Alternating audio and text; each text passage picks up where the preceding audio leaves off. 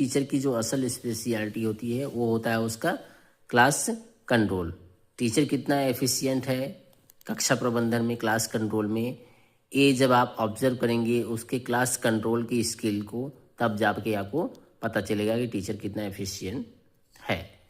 एक अच्छा टीचर जो क्लास कंट्रोल में जिसको महारत हासिल होती है, उसके लर्निंग आउटकम 80% से ऊपर अचीव होते हैं कक्षा में। और जिनका क्लास कंट्रोल वीक होता है उनकी तो बात ही मत करिए। देखिए, क्लास कंट्रोल एक डिसिप्लिन का हिस्सा होता है, ना कि पूरा डिसिप्लिन। इसमें बहुत सारी चीज़ें और भी इंक्लूड हैं।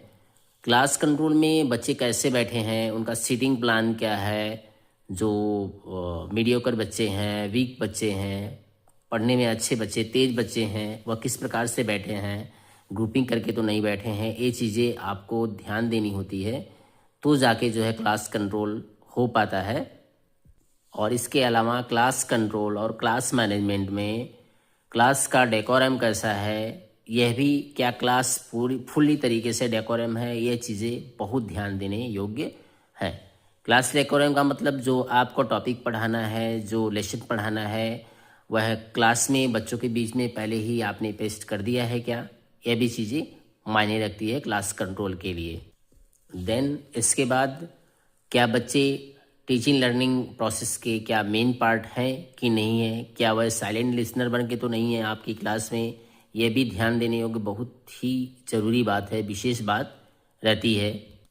इन सभी बातों में प्रैक्टिस करके एक शिक्षक महारत हासिल कर सकता है और अच्छा शिक्षक क्लास मैनेजमेंट के रूप में गुड टीचर बन सकते हैं।